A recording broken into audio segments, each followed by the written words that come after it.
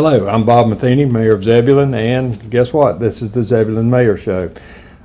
We had a work session that was not covered by this TV station that basically was all dedicated to budget. So I'm not going to really go through what we did in the work session. We did have a public hearing, but I'm not going to go into the details of it because that's what the show is going to be about today. And our finance director is going to be joining us here in a few minutes to talk about this year's budget.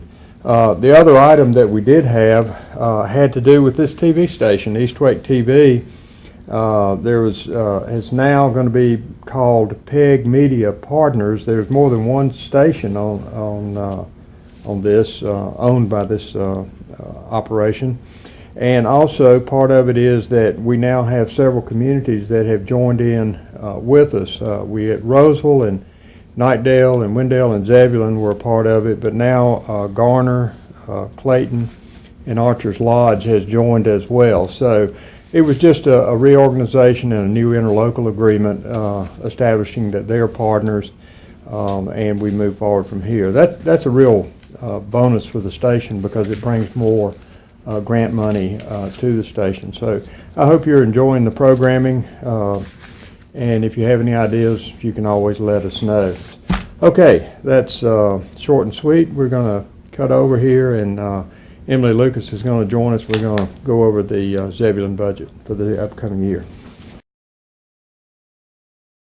All right, we've moved around a little bit, and joining me now is Emily Lucas, our finance director, and welcome. Glad to have you again. Always glad to have you here. We're going to talk about the upcoming budget, which I guess I'm being kind to say it was a bear just to get to this point. It was a different year, I think, for all of us to go through than it has in previous budget years. As viewers, most of them I'm sure are aware, I've been around a long time. This is one of the toughest years we've had. So, but, you know, we got it done. And so here we are. There's good news and bad news, I guess. Yeah. But we're going to talk about it. So we're going to call out the slide numbers as we talk about it so that the proper slide can be put up on the screen for you folks. We're going to go straight to slide 2, which is the budget overview. So would you start that for us? Sure. Our general fund budget for this year is approximately $7.6 million, which is a 23% decrease from the prior fiscal year. So you talk about some different budget times than it has been for us. This was sort of a response to overall lower revenues across the board, and we realized we needed to make cuts on both sides to have everything equal out as much as possible. The enterprise fund budget, which is our water and sewer budget, most people don't realize we still have one of those, but even though we merged, we still do have this budget in place to account for debt that we had prior to the merger. So that's really just there to account for that debt. That's well, basically, it's pass-through money that comes back from the city of Raleigh to us, and we pay the debt with it. Right. It's still our old water and sewer revenues coming back in to pay that old but debt. it's not accruing any money. No, no. It's just slowly. It'll eventually just be down to zero. Right. And then we also have this year we have established a capital project fund, and normally a lot of our capital projects are tied into our general fund, but sometimes if it's a larger project, if we're borrowing money for that project or we need to meet some time constraints, we set it off in a capital project fund. And that's what we've done this year for 3 of our projects: community center roof wall replacement, Zebulon Community Park ball field light replacement, and the fuel system at the Public Works facility being replaced. We're looking to finance those, and that's one of the reasons we put those in a separate project fund. Okay. Well, we'll go to slide number 3, 3, and let's just talk about property taxes. Okay.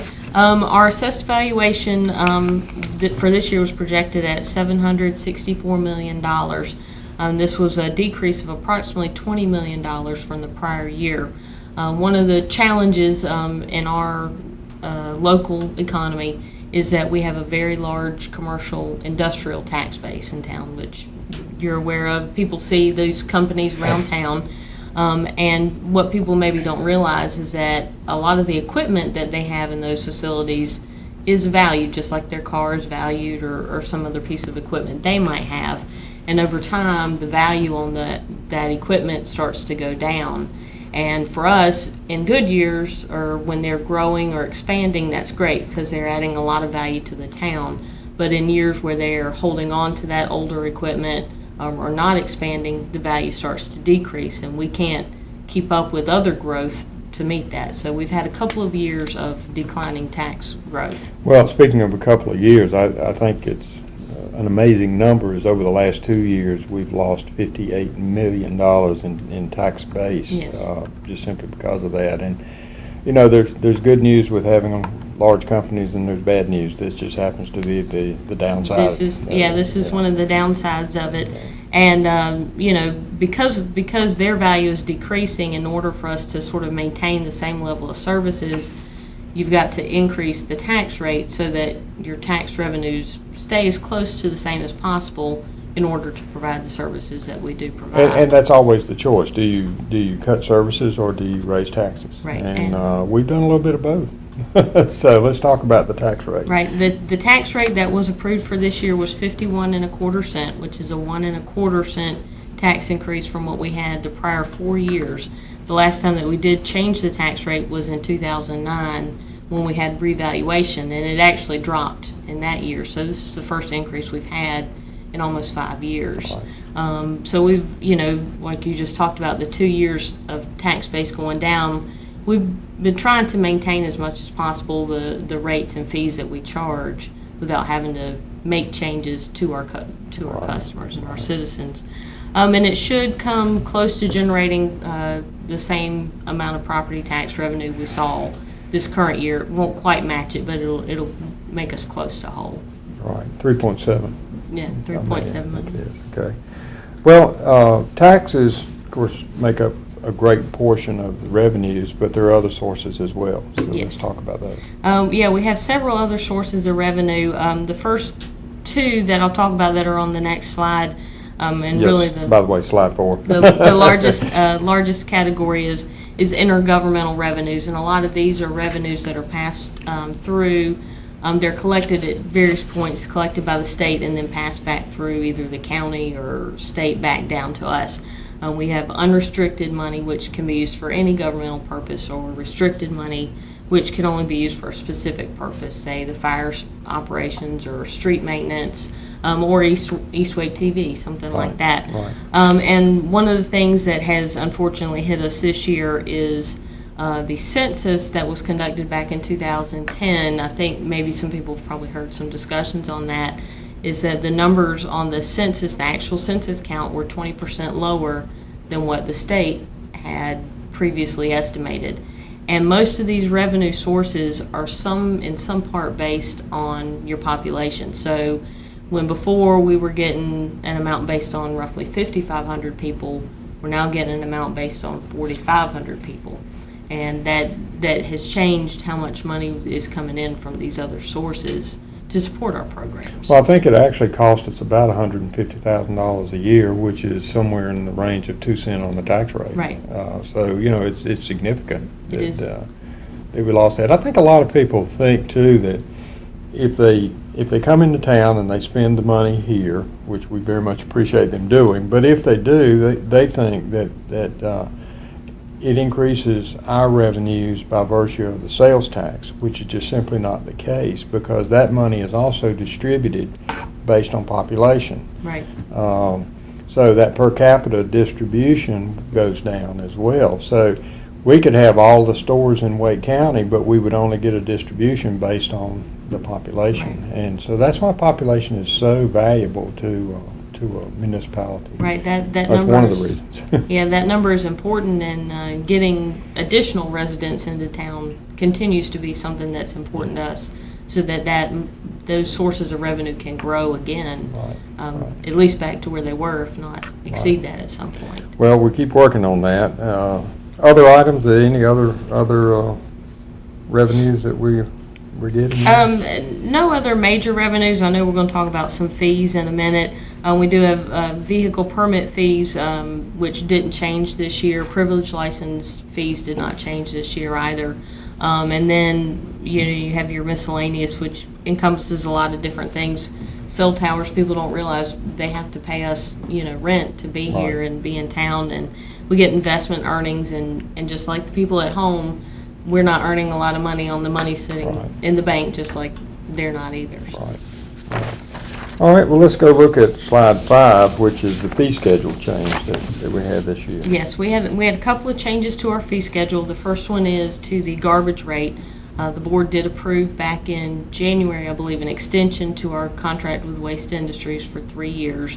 And so we've encompassed their rate increases into the new garbage rate, and we basically just pass through those costs that we incur from Waste Industries to the customers that use the garbage, Right. as well as the cost for picking up bulk items, your furniture, your appliances, all that's included in that one rate. Well, we have, as I know you know, but for the sake of the viewers, we have a one-shot fee. We used to charge if you went out and picked up a washer, a dryer, or whatever, a piece of furniture, but now you put it out and we'll pick it up. Right. I think everything except yard waste, grass clippings, I think we Right. won't get those. We don't but- pick up grass clippings, and they can't pick up construction debris. Right, correct. But yeah, everything is included in that one fee, so you don't have to come up to town hall and pay $5 or $6 per item, Right. or worry about that. You put it out there, it's picked up. We'll pick it up, right, okay. Well, the new boy on the block, if you will, stormwater. Let's talk about that a little Yes, bit. everybody's favorite new friend in Yes. Zebulon, I think. And just to go back, I know that we've probably talked about it on the show before, but just to give a little background, in 2010, the state basically mandated the town to implement a stormwater program to comply with various stormwater regulations and clean water regulations. And just like many other state rules and regulations or federal rules and regulations, they didn't give us any funding to start this program or keep this program going. It was, here's what you have to do, you find a way to do it. So we spent about a year compiling or putting together a program, which we started this past year. And we started it by funding some of it through our garbage and stormwater rate, which was on utility bills and only applied to customers who had garbage service. And what we've done this year is expand our fee. We've added some different categories in there to cover our non-residents, typically our non-garbage customer users, so that we could raise additional revenue to do the different parts of the program we needed to comply, be in compliance with.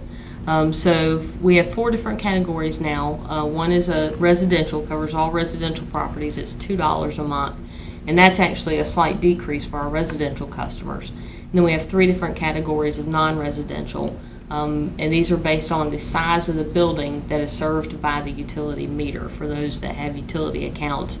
Anywhere up to 10,000 square feet is $7 a month. 10,000 to 45,000 square feet is $38 a month, and anything over 45,000 square feet is $92 a month. And this additional revenue will help us purchase equipment that's needed to do some of the different things that are in the program. Well, that has to do with cleaning out storm drains, street sweeping, but the fee basically, and you covered it with the size of the building, but the theory is that you have the impervious surface that you have collects runoff water that would not be absorbed, so it creates potential, well, it's not really designed for floods, but it creates a heavy runoff, and in that runoff is going to be fertilizer, going to be oil base coming out of asphalt, a lot of pollutants, and while it may not be our fondest fee to charge, we really just didn't have any choice. As you pointed out, it's an unfunded mandate, and we were required to do it.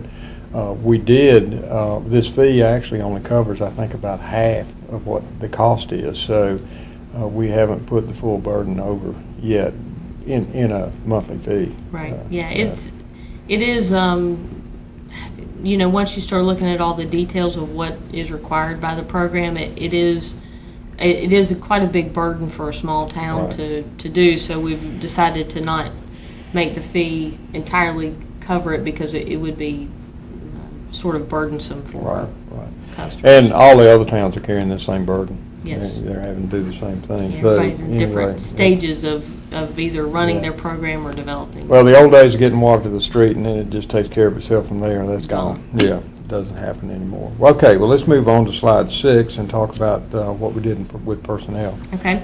Well, personnel, is the largest part of our services, or what we provide. We have people to make everything happen.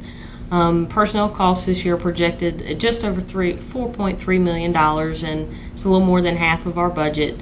But we have taken some measures this year to keep personnel costs down and try to save in areas so that we didn't have to raise the tax rate as much as we could have, or not increase other fees. Right. Some of those things that we've done is this year our employees will not be receiving merit raises. All of our employees are eligible for a merit raise normally based on their annual evaluation.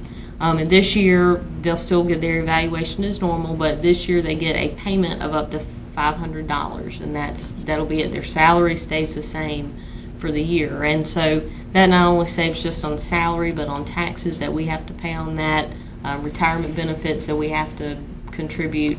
Since their salaries won't increase, there's none of those other costs will increase over the next year. We've also done a temporary suspension of pay increases for the board and retired law enforcement officers, and those were normally just automatic adjustments based on the cost of living that's determined at the federal level. And we're holding off on those for a year as well to save additional money. As far as employee benefits, so we'll still have health and dental and the basic insurance stuff. We do have a flexible spending account program, and that the money that we contribute to that will end at January 1st. Employees can still put their own money into the program, but the town will not contribute any as well. And we've done some other stuff. We've cut back some of the training funds.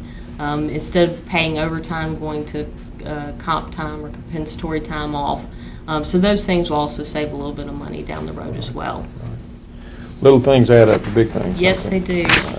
Well, let's go to the operational side, which is slide 7. All right. Our operations, $2,367,000 roughly. It's about a third of our budget. And this is another area where we looked for a lot of those little small cuts through the different operational lines and the departments to try to save money. And we actually have a 14% decrease from the fiscal year that we just ended, 2012. We did put in some increases for things like fuel, utilities, things that do typically go up over time. But some of the things that we did cut out was the elimination of our paper newsletter and flyers that go out. That was stuff we were mailing quarterly, or if there was something specific going on, we'd send something out. We do now have a campaign going on to get email addresses. Everything is available on our website. A lot of times it is posted on East Wake TV. But if you want that information directly, you can sign up to have it emailed directly to you. You can go to our website, townofzebulon.org. There's a little green box right on the front screen that says click here to sign up. You can do that. Or you can come by Town Hall and fill out a form, and we'll add you to the list as well. Okay. Some of the other little things we've done is reduced maintenance or cleaning at facilities and grounds, mowing the right-of-way, the ramps. We'll still do everything to keep those places looking nice and clean. May just be a little less frequently that we're going out there to clean them up or to mow, so that everything still looks good. We want the town to look as good as possible. To be presentable. Now, I think DOT pays us to cut it twice, if I'm not mistaken. Yes. But we've been taking care of it a lot more than that, and we'll continue to do more than twice. Right. Because it's necessary, this time of year. Yeah, this time of year, and with the rain we've had lately, it'll need it. But we do go above and beyond, and we'll still go above and beyond. We just we'll try to do things to maximize our use of staff time and limited resources. Well, we've also kicked the tires on festivals. Yes, So. yes, we have, and we have two sort of main festivals during the year. One is Zebulon Night Out, and that's actually conducted by both police and fire department. We've scaled back some of the funding for that, so it won't be as big of an event, but they're still going to get the word out about fire safety, fire prevention. police, activities, community policing. That's still important to us. One of the things we have eliminated this year on a temporary basis is Festival on the Lawn, which is held normally out front here. Used to be down at the park. Used to be called Arts in the Park. Arts in the Park, Right. and we've decided to cut that out this year. It's a fun event. We have a lot of people come to it. People enjoy all the different activities, but the cost of that one-day event was something that we felt like we wanted to remove from this year's budget so that we could continue the day-to-day activities Right. of the town. So that's one of the things we have changed. But the hope is that we can bring it back at some point. It's just temporary, putting it on the shelf, so to speak. Yes, yeah. We do. hope it's temporary. We hope it's temporary. I know a lot of people like it, so we want to be able to have it again and maybe get some sponsors in future years to help us bring it back. Right, okay. All right, well, we made a few changes at the community center. So- Yes. One of the things we decided to do, we looked at the use of the facility during the week, and we've decided to change the hours by 2 hours a day. It was open from 6 a.m. to 9 p.m. Will now be open from 7 a.m. to 8 p.m.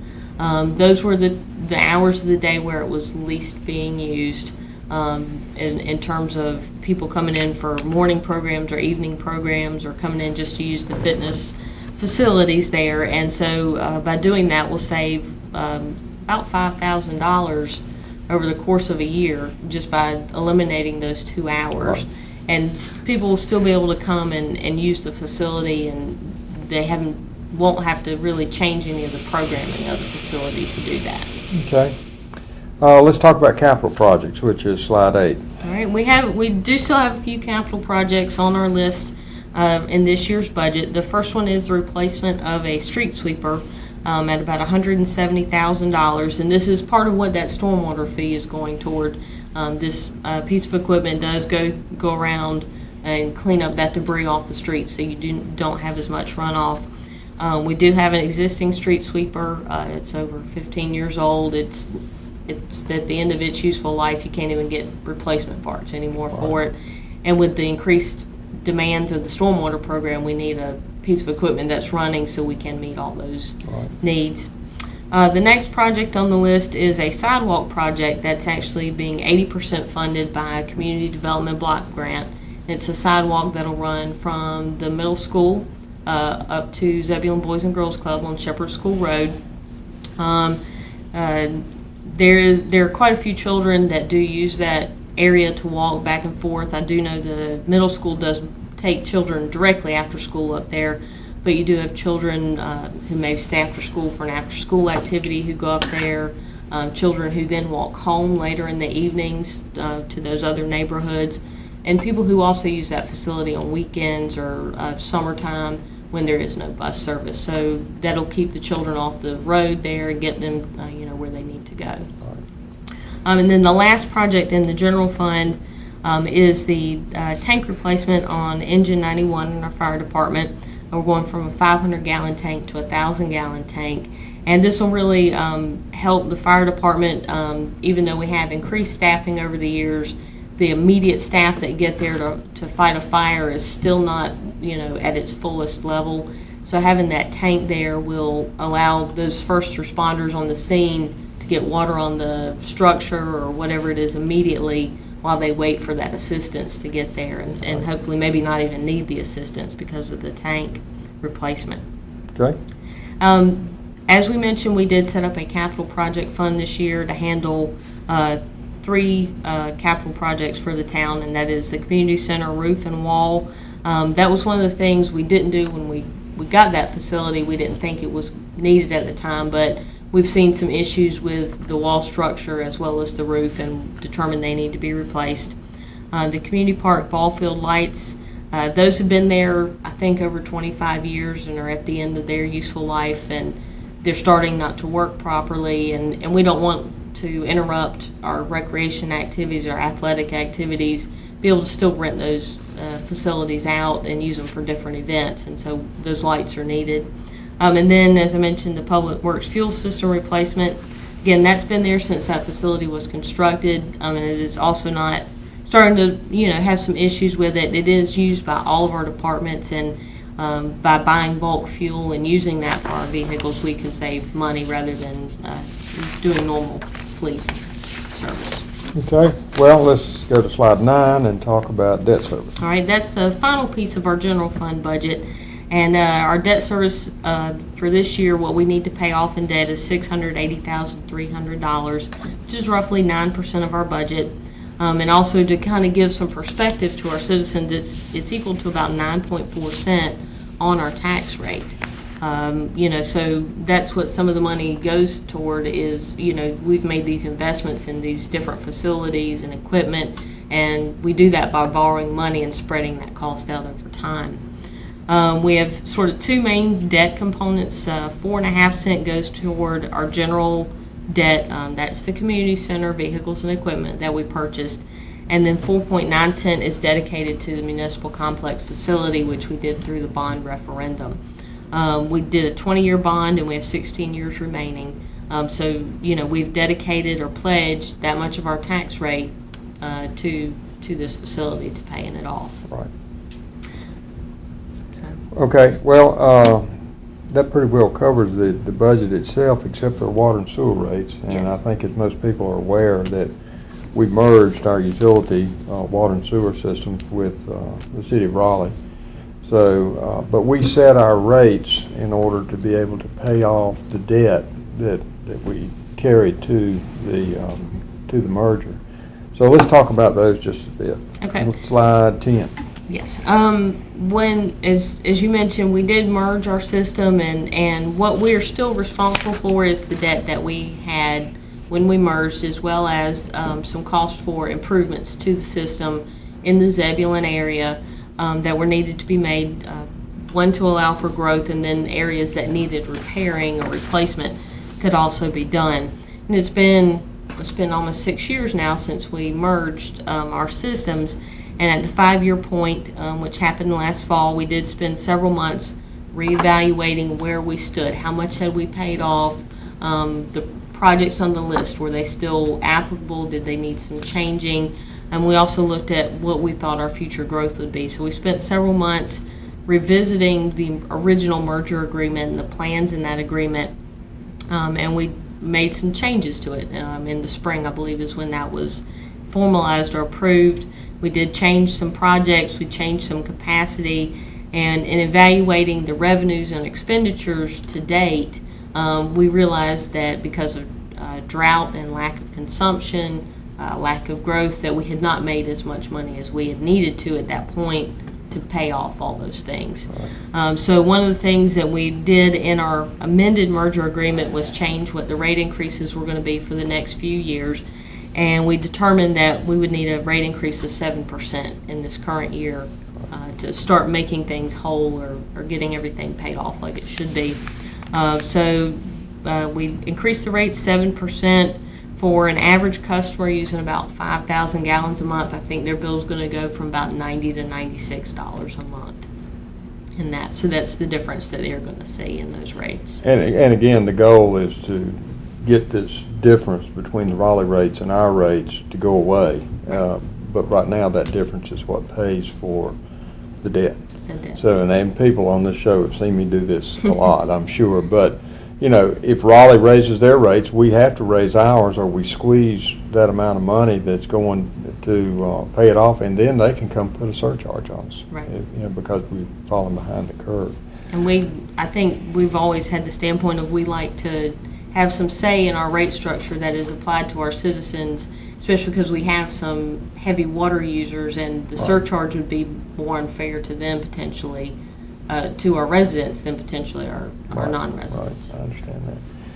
Well, Emily, I think that pretty well covers the budget for the year, and I appreciate your time and coming down and going through this. I will say that anyone that has a question, you're welcome to give me a call. I'm probably going to go to Emily, or you can come by the finance office. We work for you, so if you have any questions, let us know. Thank you for watching. I hope you find this information useful, and we'll see you next month.